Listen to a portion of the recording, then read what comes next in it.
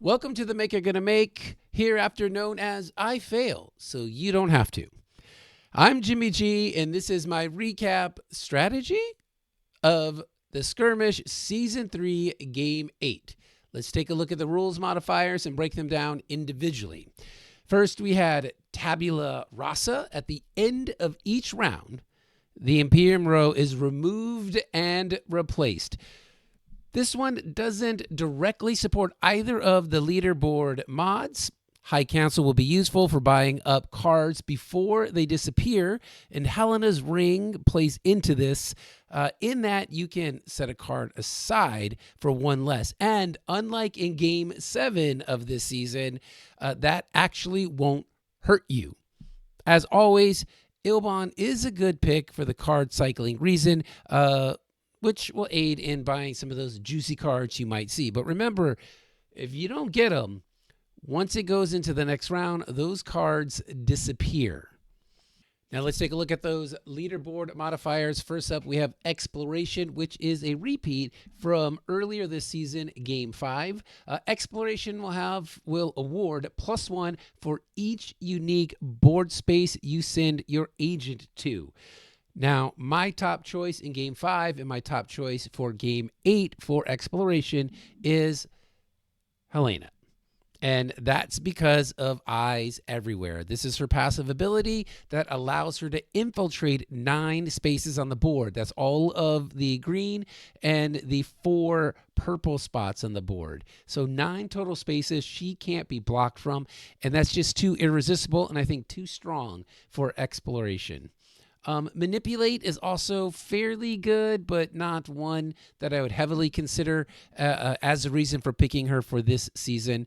Manipulate, as we know, you get to, if your ring comes up, you play it, you can reserve a card from the Imperium row, and that's exactly how a lot of people got burned in Game 7 of Season 3. It won't hurt you this time. It does allow you to pull that aside, pay 1 less, so you can actually save it. I used it a bunch of times in my runs just to pull a card that was cheap. So to pull a Spacing Guild card off of the row and save it so that I knew I would get it and nobody else would. And once or twice I did pull aside something like Chome directorship so nobody else could get it, and I knew that I wouldn't. And I did it with a few cards. So Manipulate, not that much of a consideration, but Eyes Everywhere makes Helena, I think, S tier leader selection for Season 3, Game 8.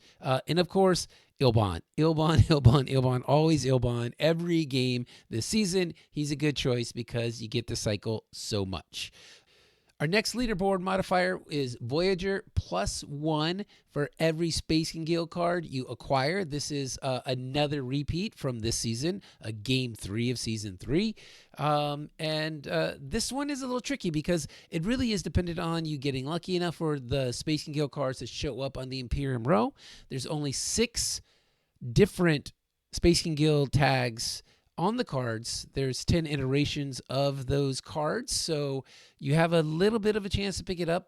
It's a bit diluted, so another reason why Helena is S tier, because if your ring comes up, you can save one of those Spacing Guild cards if it's in the Imperium row, so you know that you're going to get it and for a little bit cheap. So let's take a look at some of the cards that you may want to be on the lookout for. First is, of course, Kwiz Haderach. Kwiz is always a great pickup, especially for Exploration. For obvious reasons, you can infiltrate to any space on the board. You can get extra moves. If you already have your Swordmaster, you now have 4 moves with the Kwiz. If you happen to go to Mintat, you could get 5 moves. So you could hit a whole bunch of board spaces and pick up a whole bunch of Exploration skirmish points. My second card to look out for is one that is a lot easier to get, and that's the poor man's Kwiz, and that is Foldspace. It doesn't have Infiltrate, of course, but it does have all 7 access icons on it, and you get the benefit of being able to draw a card and thinning out your deck a bit because it trashes itself. You don't want to hit Foldspace too many times, but you're definitely going to revisit some spaces, even though it's decompressing your action compression a little bit.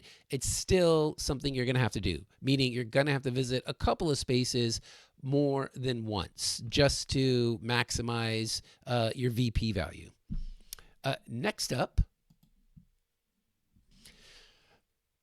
we have Thufir.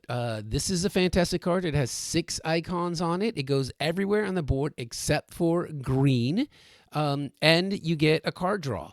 What's pretty great too is if for whatever reason you don't play Thufir to send an agent to the board, you get to draw an entry card, which is always pretty nice and can get something really juicy, like some of those combat entry cards to help you over the hump.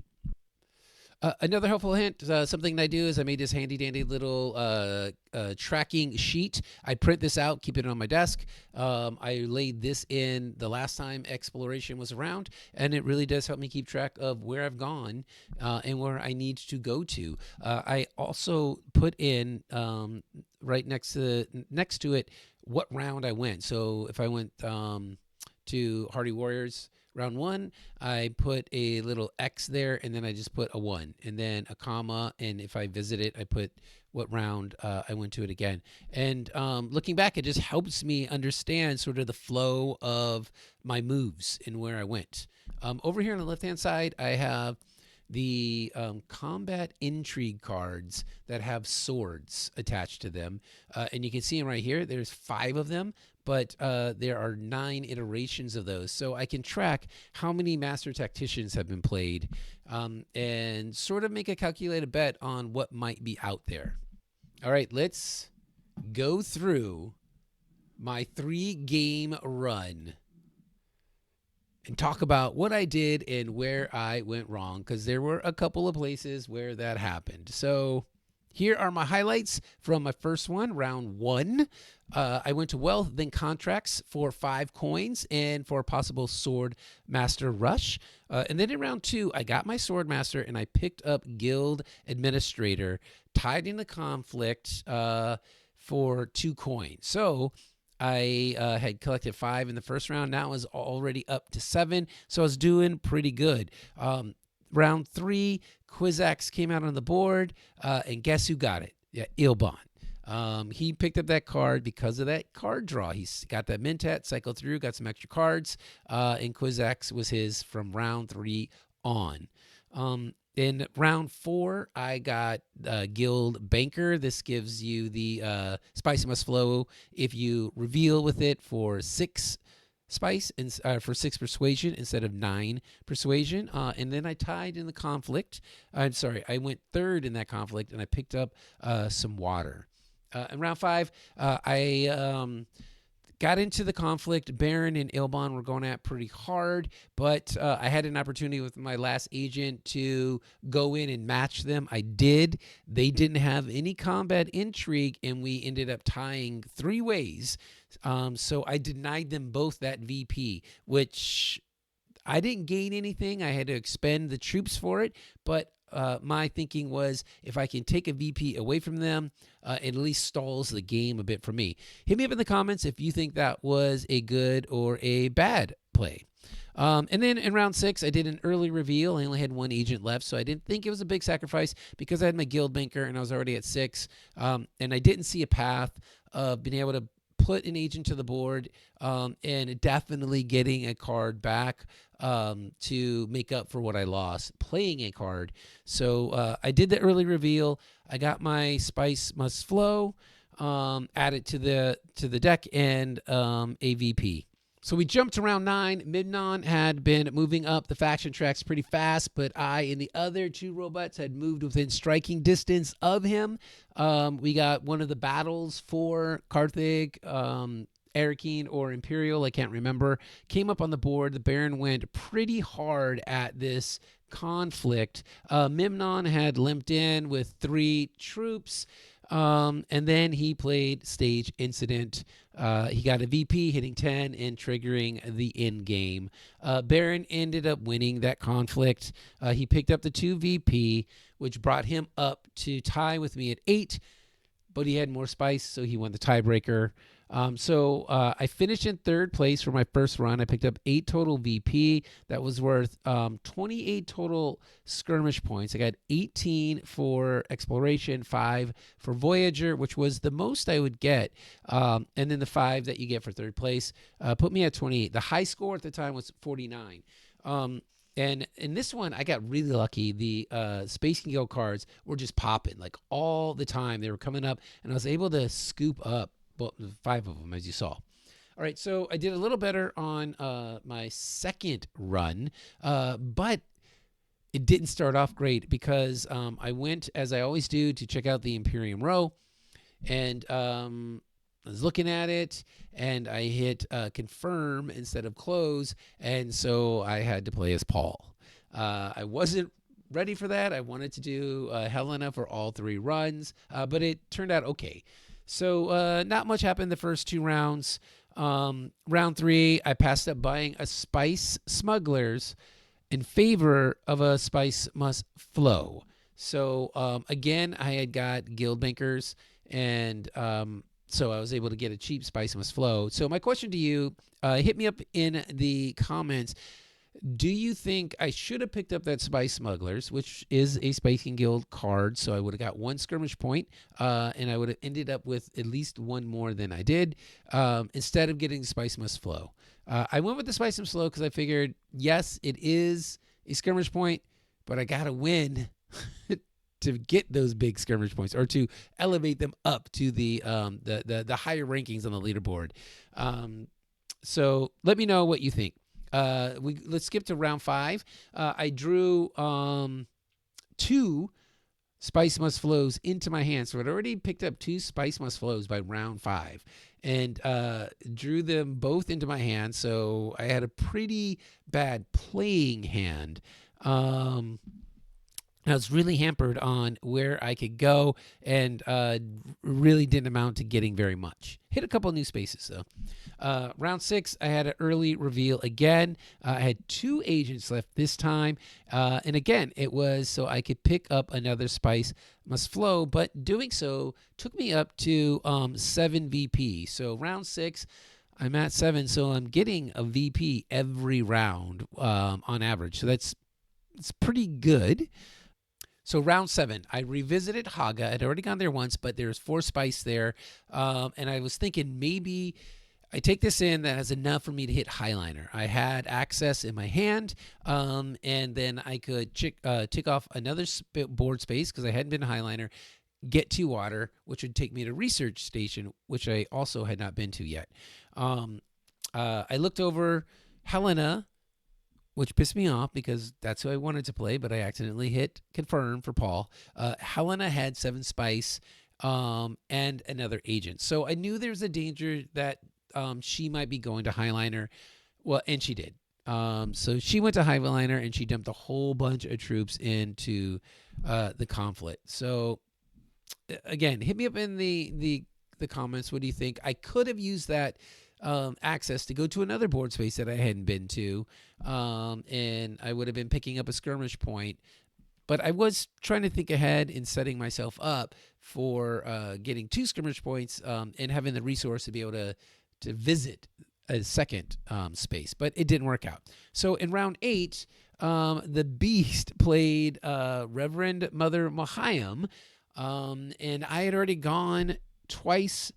So my hand was pretty small, and I actually looked away to mark down where I had gone, and we looked up. I had no cards left. So I had to go and search in the action log what had happened, and I saw that he had played Mahayam. I only had 1 or 2 cards left, so they just took it out of my hand, and so I lost my persuasion, and I lost the ability to play an agent to the board. So I lost a board space visit.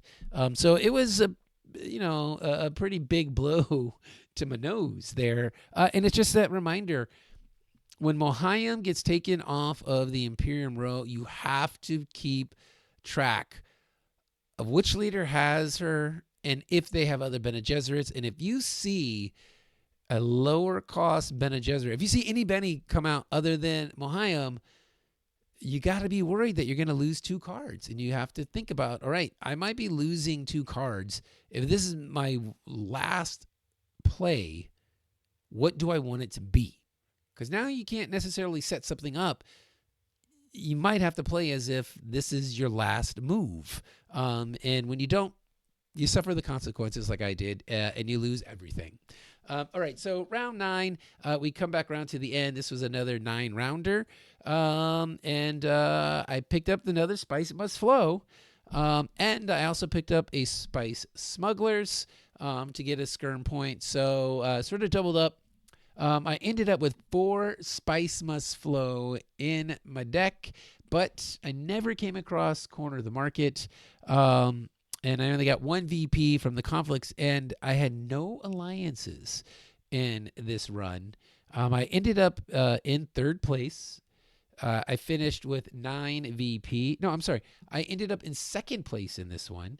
I had 9 VP. I got 17 skirmish points from exploration, 4 Space Needle cards for a total of 31. And I hit a rank of 65 with my 2nd game. So 3rd run highlights, I was back in to my Helena groove. Round 1, I had no faction access, so I went to Haga for 2 spice. And then on my 2nd agent, I went to Sail Melange and I picked up 6 coin. On round 2, I was all about the Fremen. I went to Still Suits and Hardy Warriors. I jumped in some troops. I knocked off both of those from my exploration list. And then in round 3, I used my ring to reserve Smuggler's Thufir, reducing that to 3 persuasion. And I bring that up because I ended up having 5 persuasion when I revealed, and there's a power play available. I decided to go with Smugglers because it gave me an immediate skirmish point.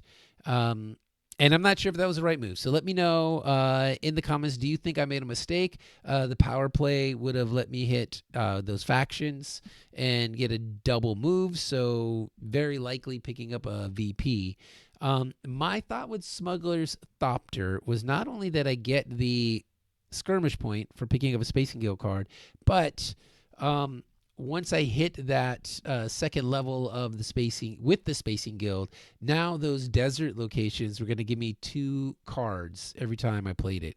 And I thought drawing in to my hand would be nice, both for maybe picking up some big cards or just, going through the deck to find what I might need. So that takes us into round 5. Round 4, nothing big happened.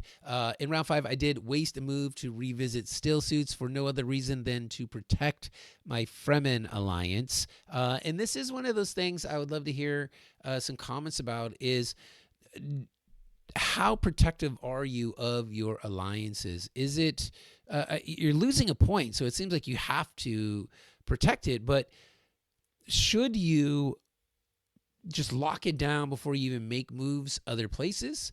And if you have shifting allegiance, are you taking a risk by going from 5 to 4 to bump up for a victory point or an alliance on a different faction track?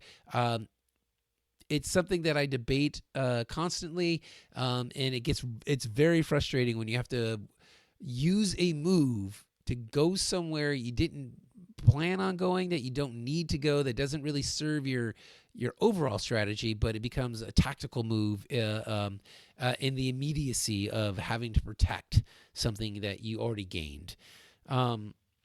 So round 6, I was leading in the conflict. I had 1 persuasion at my reveal. I go to the Imperium Row. There's assassination mission. I'm like, I don't know when I'm gonna go there, go up to selective breeding, and I didn't have any trash cards in my hand, so I decided not to purchase it. And I should have, because the conflict was Terrible Purpose, which gives you a victory point and allows you to trash a card. I won that conflict, and I did not have that assassination mission to trash, picking up my 4 coin, which I could have used. So that was a blunder.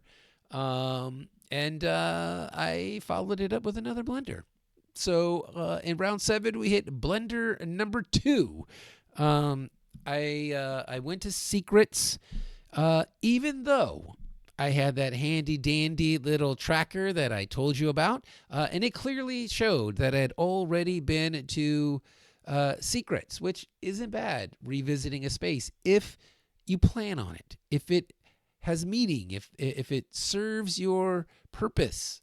It did not serve my purpose because I could have gone to selective reading and trashed a card and drew 2 more cards, and more importantly, checked off a spot that I had not been to. And this ended up costing me in the end because I never again had an opportunity to visit selective reading. So it was a point that I could have easily grabbed and never again had that opportunity because we went right into round 9, and that ended up being the final round of the game. I early revealed on this one. I only had 1 agent left, but I didn't see a lot of avenues for me to go, and I saw a couple of opportunities to grab points. So I early revealed with 1 agent left. I picked up a Spice Must Flow, which triggered the end game, and I had I played Shifting Allegiance. So I guess because we went right into round 9, which happened to be the last round of the game. So I had Shifting Allegiance in my hand. I played it to go to Oratory. I chose to go down 1 with the Fremen because it didn't look like any of the other AI were going to go up in the Fremen. So I felt safe, but not completely safe. Went down 1 in the Fremen, went up 2 with the Bene Gesserit, which gave me it didn't give me a point. I went up, I got an entry card for hitting level 4, but that had already been locked down. The Bene Gesserit had already been locked down, but what it did do was give me my 3rd faction space where I had at least 3 or more influence. So I completed my plans within plans. So that gave me a VP I knew at in game. And then I early revealed with 1 agent left, and I picked up another Spice Must Flow. And this, the combination of those 2 things took me to 11 points, which put me in 1st place. So I picked up 20 skirmish points for hitting exploration, 4 for Voyager, and then 20 for 1st place, which gave me a total of 44 for my 3rd and final run, and that put me at a rank of 65. So those are my 3 runs. Love to hear what leaders you chose to do on your runs for the Skirmish Season 3 Game 8. Hit me up in the comments on YouTube or find me on BGG. I use the name Jimmy G. You can find me there. But it's great. I'm looking forward to hitting the skirmishes again and seeing if I can't get up a little bit higher, even though it won't count. But I think I'm going to Foldspace out of here. Excuse me.